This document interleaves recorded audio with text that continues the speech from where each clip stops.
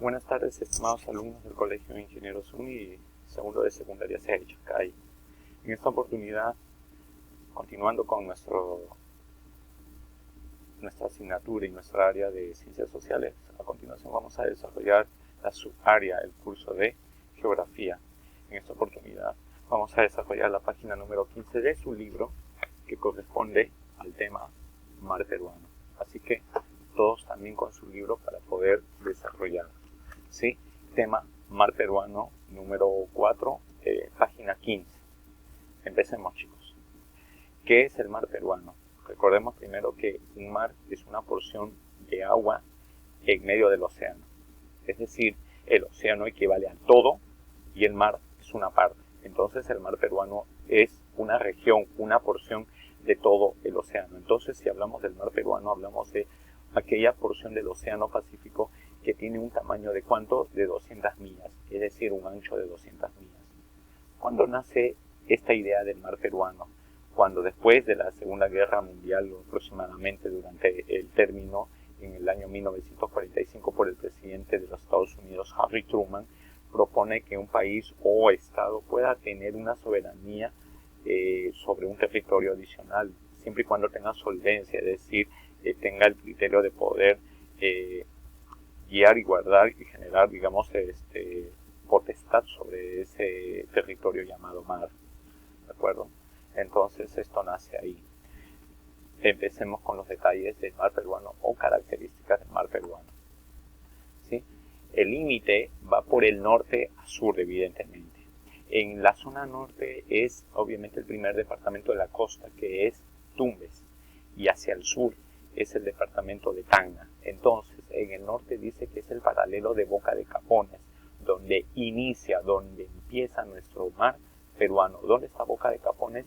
Entre el límite de Perú y Ecuador. Esto está casi a la desembocadura del río Zarumilla, ¿sí?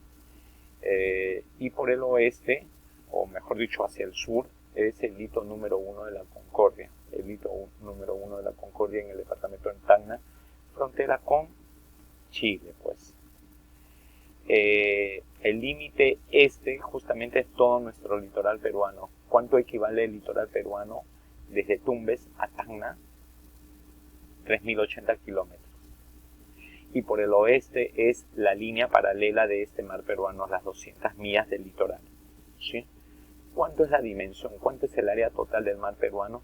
626.240 kilómetros cuadrados. Es el total que tenemos nosotros, soberanía, que ejercemos, que el mar peruano es nuestro. ¿De acuerdo? Tiene un ancho de 200 millas marinas y una profundidad, es decir, medida negativa, de 6.500 kilómetros aproximadamente frente a las costas de Tacna, en la llamada fosa de Tacna. ¿Sí? Esas son las dimensiones. Sigamos, características de nuestro mar peruano. Por la ubicación que tiene nuestro mar peruano, debería de estar en una zona tropical como son los mares de Brasil, de Arabia Saudita o países árabes, o el África, porque en esos lugares sí es tropical y alcanzan temperaturas de más allá de 20-25 grados Celsius o centígrados. Entonces dice que debería, ahí está, de tener entre 25 y 26 grados, es decir, aguas cálidas, pero debido a la presencia de corrientes, es decir, de fuerza de agua, es menos. En la parte norte o en el sector norte, que comprende los departamentos de Tumbes y Piura, alcanza 20 a 22 grados Celsius. En el sector central entre 17 y 19 grados Celsius. Y en la parte sur, en el departamento de Tacna, Moquegua y casi Arequipa, como está al sur, frontera con Chile y más pegado hacia la Antártida, hacia la parte sur, pues alcanza 13-14 grados. En síntesis, todo nuestro mar peruano en la estación de invierno alcanza entre 13 y 14 grados. Y en verano, pues entre 17, 18, 19 grados.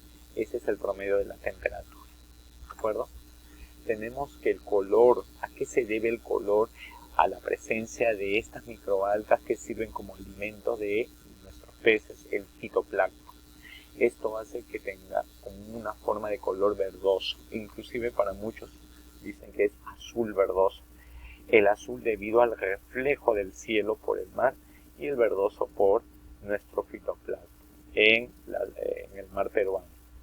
La salinidad, es decir, cuánta cantidad de sal tiene el mar peruano. Recuerda que en una porción de agua, menor cantidad de sal, más vida. Nuestro mar peruano, al estar casi lejos o por debajo de la línea ecuatorial, tiene una menor salinidad, aproximadamente 35 gramos por litro de agua. Eso significa que la presencia de seres hidrobiológicos es abundante. Profe, si hubiera más cantidad de sal, cada vez más cantidad, menos vida en esa porción de mar. Por ejemplo, en el llamado Mar Muerto en Asia, alcanza casi 42-43 gramos por litro de sal, por litro de agua. Quiere decir que es abundante, entonces la presencia de vida es ínfima o casi nada. ¿Por qué es importante nuestro mar de Grau? Porque el mar de Grau o mar peruano es una fuente de riquezas. Se extrae peces, mariscos, moluscos, mamíferos, etc. Es importante para el turismo y la navegación, ya que en los puertos fluviales, en las caletas, es importante realizar actividades como la pesca y también la extracción de petróleo cerca de las orillas, que se llama zócalo continental. Ese oro negro también es extraído frente al mar.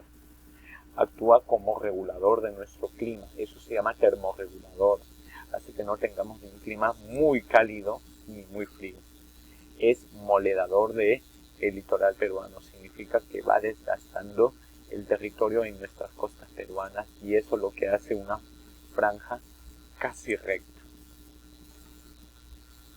Riqueza ictiológica, la palabra ictio significa peces, o sea, el mar peruano es uno de los mares más ricos del mundo, del planeta, porque tiene, gran variedad de recursos, principalmente peces como la anchoveta, la caballa, el jurel, la merluza, el bonito, y definitivamente la anchoveta, que es la primera, tanto para el consumo humano directo como los peces o moluscos, o para el procesamiento de alimentos.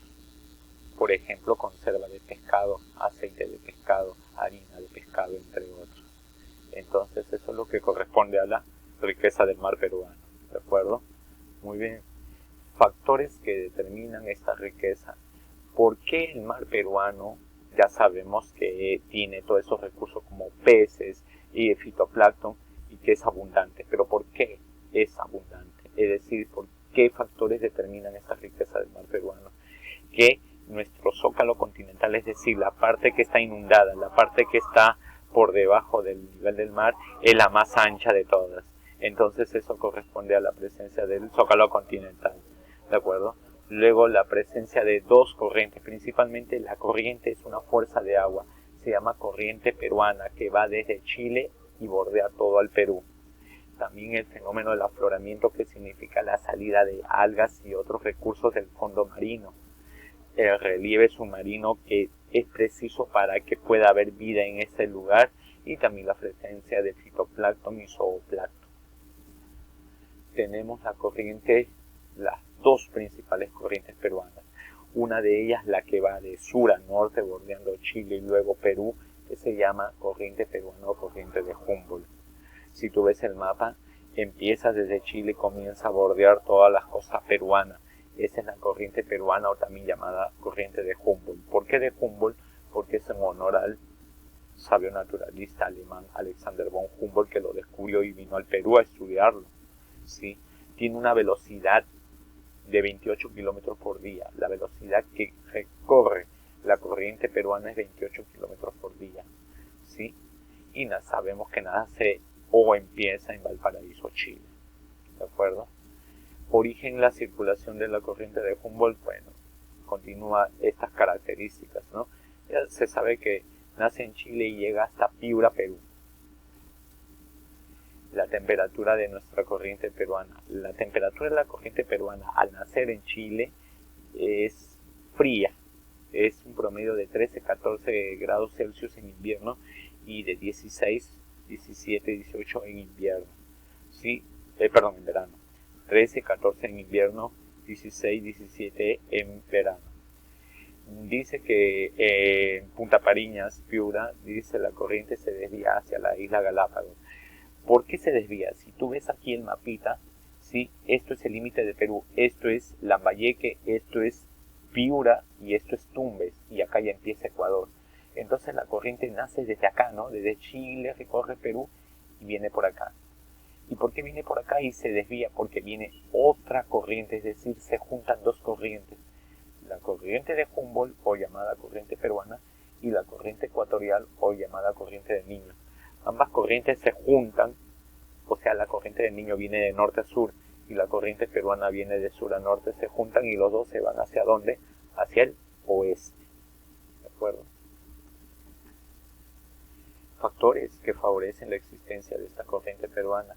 Tenemos la baja temperatura porque la menor cantidad de oxígeno, ¿no? El afloramiento de las aguas, la alta salinidad, la ubicación del mar tropical, el movimiento de rotación, la amplitud del zócalo continental hace que favorezca la existencia de esta corriente, ¿sí? Tenemos la dirección que va de ¿dónde? De sur a noroeste. Una velocidad de 28 kilómetros cada 24 horas, es decir, por día. Y el ancho total es de 4.445 kilómetros. ¿Qué cosa? Toda la corriente peruana o corriente de Humboldt.